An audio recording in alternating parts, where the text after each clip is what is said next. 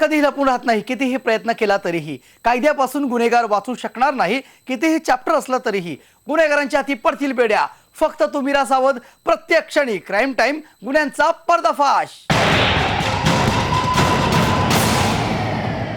ही घटना गेल्या आठवड्याची. बारामतीचं चव्हाण कुटुंब मांढरदेवी म्हणजेच काळूबाईच्या दर्शनासाठी साताऱ्यात आलं होतं.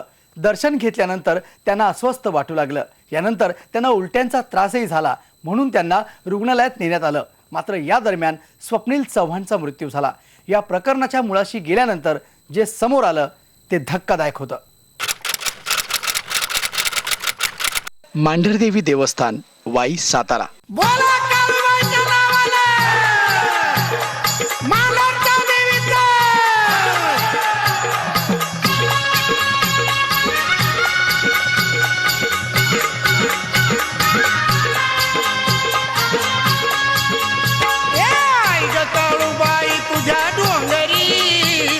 बारामतीचं चव्हाण कुटुंब देवदर्शनासाठी साताऱ्याच्या वाईमध्ये आलं. लवकर जाऊन येऊया, नाही तर गर्दी होईल जरा. चला चला चला लवकर.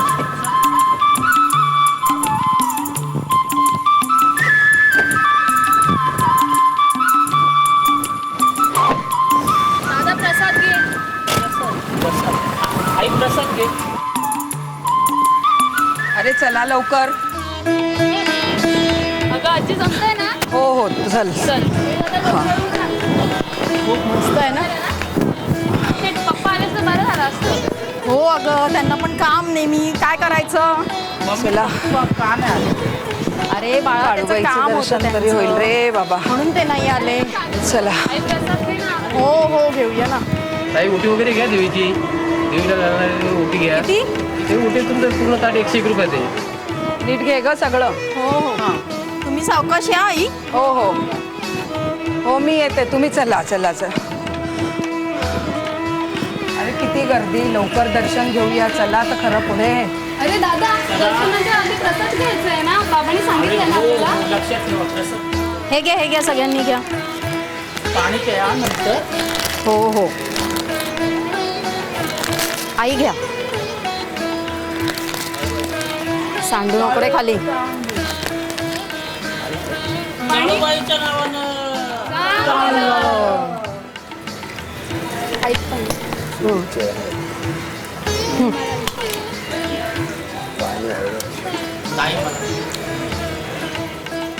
चला लवकर चला.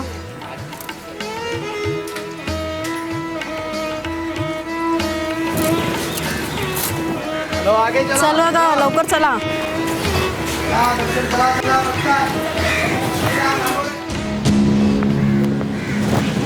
आई काय रे, काय झालं? चक्कर आल्यासारखं होतं आणि उचमळल्यासारखं होतं मला. काही नाही, एवढं गाडीतून काही नाही झालं. आणि आता काय होतंय, तुझ्यासाठी नाटक करायचं. अगं असं नाही ग, झालं असेल त्याला काहीतरी, काही खाल्लं नाहीये ना त्याने. मग काळूबाईचं दर्शन घेतल्यानंतर अचानक कुटुंबातील सर्वांनाच अस्वस्थ वाटू लागलं. चक्कर येऊ लागली, उलट्या होऊ लागल्या. स्वप्नील चव्हाण, मुक्ताबाई चव्हाण, सविता चव्हाण, प्रतीक्षा आणि तृप्ती यांची प्रकृती गंभीर झाली. त्यातल्या त्यात स्वप्नीलची तब्येत आणखीन बिघडली.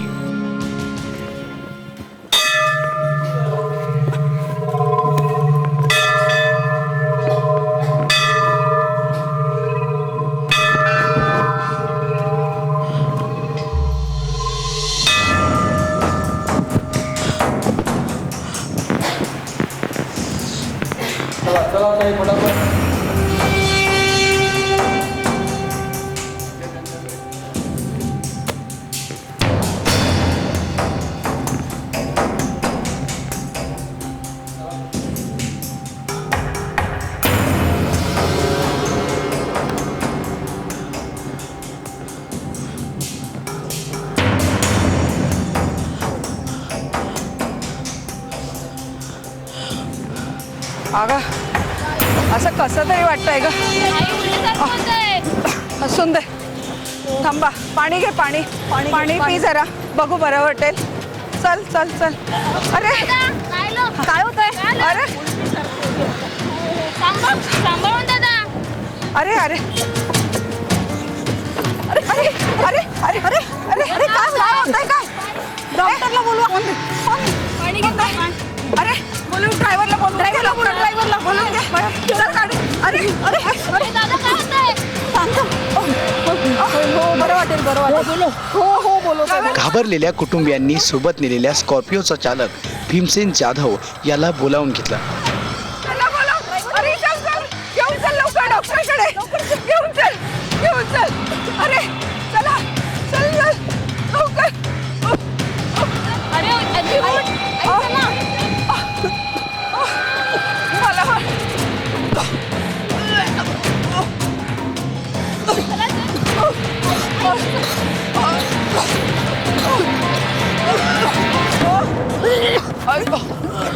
दारू गड.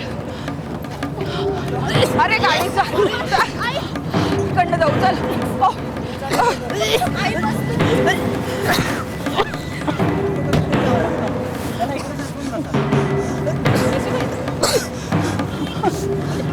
बस लवकर.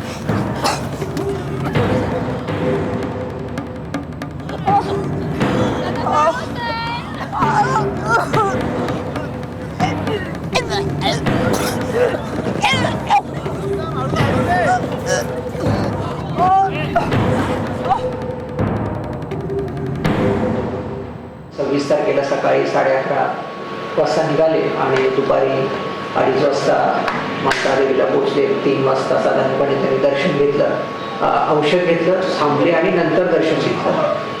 आणि मग काही वेळाने जसं विषबाधेची लक्षणं सुरू झाली तसे मुलाने जो ड्रायव्हर खाली त्याचा मित्रच होता जो भाड्याची गाडी घेऊन आला होता त्याला फोन करून बोलवून घेतलं. स्वप्नील आणि त्याच्या कुटुंबीय सर्वांना खाली घेऊन तो ड्रायव्हर आला. स्वप्नीलला घेऊन हे सर्वजण वाईकडे निघालेले असताना वाटेतच स्वप्नील चव्हाण याचा दुर्दैवी मृत्यू झाला. प्रसादातून ही विषबाधा झाल्याचा प्राथमिक अंदाज पोलिसांना होता. पोलिसांना यात थोडं काळं-बेरं दिसलं आणि मग पोलिसांनी आपली सूत्र हलवली. पोलिसांनी तपासांती बारामतीतल्या श्रीरामनगरमध्ये राहणाऱ्या विष्णुपंत चव्हाण याला ताब्यात घेतलं. हो, हाच तो विष्णुपंत चव्हाण, या स्वप्नीलचे वडील, या कुटुंबाचे प्रमुख. विष्णुपंत स्वतःला सामाजिक कार्यकर्ता असल्याचं मिरवत होता, पण जेव्हा त्याची विचारपूस केली गेली तेव्हा जे समोर आलं ते धक्कादायक होतं. चव्हाण, तुझं संपूर्ण कुटुंब देवदर्शनाला जातं आणि तू देवदर्शनाला आला नाही तेव्हाच आम्हाला जरा तुझ्यावर डाऊट आला होता. काय ते खरं सांग. साहेब तसं काही नाही, खरं सांगतो मी. माझं महत्त्वाचं काम असल्यामुळे मी नाही जाऊ शकलो माझ्या कुटुंबावर. माझ्या बायका पोरूंच्या बाबतीत असं करेन असं कसं शक्य आहे? जरा नीट विचार करून काय ते खरं काय ते सांग. तू मला वेडा समजतो का? तर जे काही खरं आहे ते मी आपल्या समोर मांडलेलं आहे सर. नाही, तू खोटं बोलतो, 1 नंबरचा खोटं बोलतं. आमच्याजवळ भरपूर त्याच्यासाठी उपचार आहेत. हवालदार या नात घ्या. नाही सर. चव्हाण कुटुंबियांवर जे घडत होतं त्यामागं मोठं षडयंत्र होतं. त्या षडयंत्रामागं नेमकं काय कारण होतं हे आपण पाहणारच आहोत. पण आता वेळ झाली छोट्याशा ब्रेकची. तुम्ही कुठेच जाऊ नका, मी लगेच परततोय. पाहत राहा क्राईम टाईम, गुन्ह्यांचा पर्दाफाश.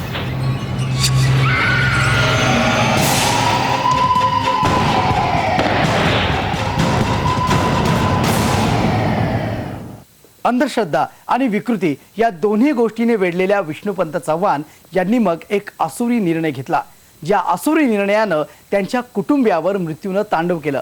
पाहुयात पुढे काय घडलं ते. मी खरं सांगतो तुम्हाला, त्या प्रॉपर्टीच्या वादातून आमच्या कुटुंबात खूप वाद निर्माण झाले. आयुष्य अगदी नकोसं झालं होतं. म्हणून विचार आला हे सगळं कुटुंब संपवून टाकावं. आणि त्यात मला सुद्धा जगायची इच्छा नव्हती साहेब. मी सुद्धा माझी आत्महत्या करणार होतो. त्यामुळे हे कृत्य मी केलं आणि मी हे कबूल सुद्धा करतो साहेब. माझी चूक झाली साहेब. विष्णुपंत चव्हाण यानं अगदी सुनियोजितपणे हा कट रचल्याचं समोर आलं. त्याच्या डोक्यात संशयानं थैमान मांडलं होतं. संपत्तीवरून घरात त्याचा वाद व्हायचा. तुला सांगतो तसंच करायचं. हा का काय घाबरायचं नाही. नाही काहीतरी करावंच लागेल ना. किती सहन करणार? वैतागलोय मी पण. असं का? आणि सगळं मी करायचं आणि सगळी सूत्र यांच्या हातात द्यायची. कुठपर्यंत सहन करणार मी सुद्धा? इलाज करावं लागेल याचा. पण मी काय बोलतो, आपण जसं ठरवले ना तसंच करायचा. हो अगदी. बघतच राहा. माझ्या घरात सगळे देवबोळे आहेत. कसा एकेकाचा काटा काढतो बघतच राहणार. पण सावधानी करा. नक्कीच काळजी घेईन मी. हां कोणाला समजलं नाही पाहिजे. ठीक आहे, हां करावंच लागेल, मार्ग करावाच लागेल हा त्याला.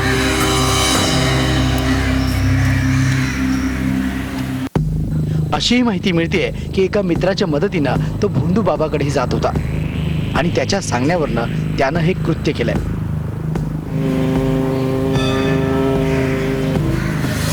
नमस्कार महाराज. बोला, काय समस्या आहे? हे माझे मित्र विष्णू, त्यांना खूप अडचणी आहेत. बोला, काय अडचण आहे आपल्याला? नमस्कार, मी विष्णुपंत चव्हाण. माझा सावकारीचा धंदा आहे महाराज. बऱ्याच लोकांना मी पैसे वाटलेत व्याजाने, त्यामुळे खूप मानसिक त्रास वाढला आहे. घरात बायकोवर पटत नाही, पण परतीचे काही मार्ग नाहीत पैशाचे, त्यामुळे मला खूप मोठा त्रास झाला आहे. तुझ्यावर मोठी पीडा आहे. राहूची फक्त दृष्टी चालू आहे तुझ्यावर. तुझे पैसे गेलेले परत मिळत नाही आहेत. नाही, तुमच्या कुटुंबाची समस्या माझ्या लक्षात आली. तुम्हाला मी एक प्रसाद देईन, तो घ्यायचा. आपल्या सर्व कुटुंबाला तो द्यायचा, पण त्याचं स्थळ, काळ आणि वेळ ही वापरलीच पाहिजे. म्हणजे असं की देवीच्या दर्शनाच्या आधी आपल्या सर्व कुटुंबाला तो प्रसाद द्यायचा. आपण घ्यायचा नाही, आपण खायचा नाही. ठीक आहे महाराज. प्रसाद घेतल्यानंतर पाणी द्यायचं. उलट्या होतील, रक्ताच्या उलट्या होतील, चक्कर येईल, माणसाला पडायला होईल, पण घाबरून जायचं नाही. ते सर्व तुमची साडेसाती सर्व दुःख दूर होतं आहे त्या उलट्यांमुळे. ते व्यवस्थित द्यायचं, पण काळूबाईच्या दर्शनाच्या आधी सर्वांना द्यायचं. त्याच्यावर भरपूर पाणी प्यायचं. ठीक आहे महाराज. लक्षात ठेवायचं, आपण घ्यायचा नाही. ठीक आहे महाराज, जसं सांगतो. तथाच. त्याच्या डोक्यात ही अंधश्रद्धा आधीच भरली होती, पण त्यापेक्षाही विकृतीनं त्याचा अधिक ताबा घेतला होता. कुटुंबाला संपवायचं असं भूत त्याच्या डोक्यात शिरलं होतं. मग त्यानं हा कट रचला. हा प्रसाद आपल्या भल्यासाठी आहे, आपल्या कुटुंबावर कुणीतरी करणी केले हे सांगून त्यानं विष घातलेला प्रसाद कुटुंबाला दिला. स्वप्नील, त्या कानातला आगळ हेडफोन काढ. मी काय बोलतो नीट ऐक. देवीच्या दर्शनाला जायच्या आधी तो प्रसाद सगळ्यांनी खायचा आहे, आठवणीने, विसरू नकोस. आणि पाणी भरपूर प्या. ठीक आहे बाबा. हा, तुला पण सांगतो, लक्षात घे, सगळ्यांना सांग समजावून. हो हो प्रसाद घ्यायचा आहे, पाणी प्यायचं, त्यानंतर देवी दर्शनाला जायचंय. हो, लक्षात आहे. हा, हा, तुम्ही आहातच ना बरोबर. नाही, मला थोडं काम आहे, मी कदाचित रस्त्यात उतरू शकतो. काम काय? आपल्याला जायचंय ना देवीला. नाही, मला काम आहे, समाजात नाव आहे माझं. मी तुमच्यावर नाही फिरू शकत सारखा. तुम्ही येणार होतात ना पप्पा? नाही, मला जमणार नाही, मला काम आहे आणि मी रस्त्यात उतरेन. अहो, पण असं काय करता? सगळे आपण निघालोय ना एकत्र. तुम्ही दर्शन घेऊन या, मला महत्वाचं काम आहे आणि ते मला करावंच लागेल. स्वप्नील, तुला सांगितलेली जबाबदारी नीट लक्षात घे. त्यांना व्यवस्थित घेऊन जा आणि घेऊन ये. कुठलाही हलगर्जीपणा नकोय तुझा. आणि प्रसादाचं सांगितलेलं लक्षात घे. मंदिरात जायच्या आधी प्रसाद घ्यायचा आहे तुम्हाला आणि पाणी प्यायचं आहे. तुमचं नेहमीच आहे. कुठे जायचं म्हटलं की तुमचं आलं आडवं. काही समजून घ्यायच्या आपल्या गोष्टी काय असं समजून घ्यायच्या. मी नाही फिरू शकत तुमच्या बरोबर, मला काम आहेत महत्वाची आणि जावंच लागेल. तुम्ही दर्शन घेऊन या व्यवस्थित घरी. मी माझं काम आटोपल्यानंतर फोन करेन तुम्हाला. ड्रायव्हरच्या गाडी लक्ष बाजूला लाव, मला उतरायचं इथे.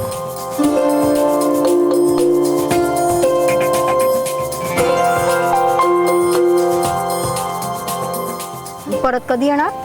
येईन मी, माझं काम झाले बाबा? आल्यानंतर सांगेन. माझं महत्वाचं काम आहे, थोडं आटोपलं का मी येतो. आणि सांगितलेल्या गोष्टी स्वप्नील तू लक्षात घे. प्रसाद खाल्ल्याशिवाय देवळात जायचं नाही. प्रसाद खाल्ल्यानंतर भरपूर पाणी प्यायचंय. तुलाही सांगतोय, तूही लक्षात घे आणि सगळ्यांना सांगतोय, पूर्ण कुटुंबाला. आणि सगळ्यांनी व्यवस्थित जा, सगळ्यांना व्यवस्थित घेऊन ये. ठीक आहे? हो. माझं काम झालं का मी फोन करतो तुम्हाला. ओके, चला बाय. सावकाश जा, लवकर या. हो, ठीक आहे.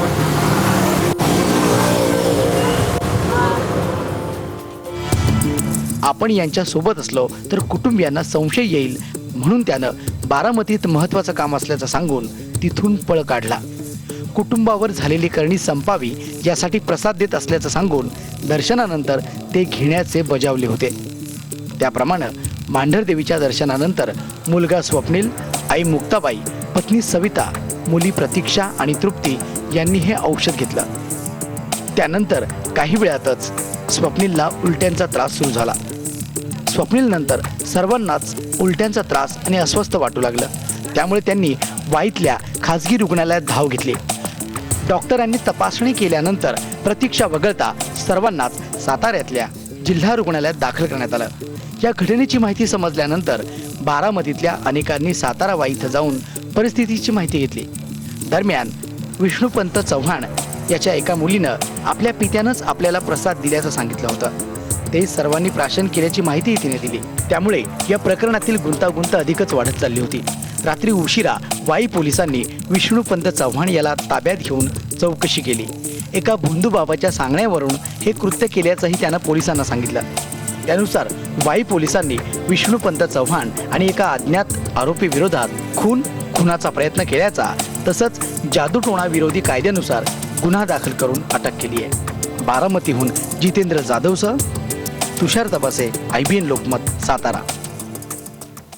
जादूटोण्याच्या अंधश्रद्धेपायी मांढरदेवी इथं कुटुंब प्रमुखानंच अख्खं कुटुंब संपवण्याचा कट रचला.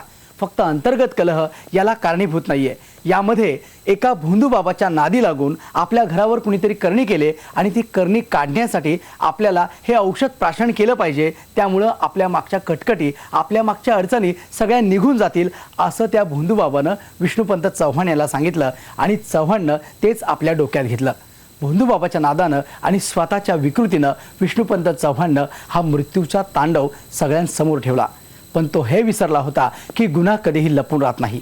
क्राईम टाईम या लोकप्रिय कार्यक्रमातून आम्ही गुन्ह्यांचं किंवा गुन्हेगारांचं उदात्तीकरण करत नाही, तर गुन्ह्यांपासून आपल्याला सावध करण्याचा आमचा हा प्रयत्न आहे.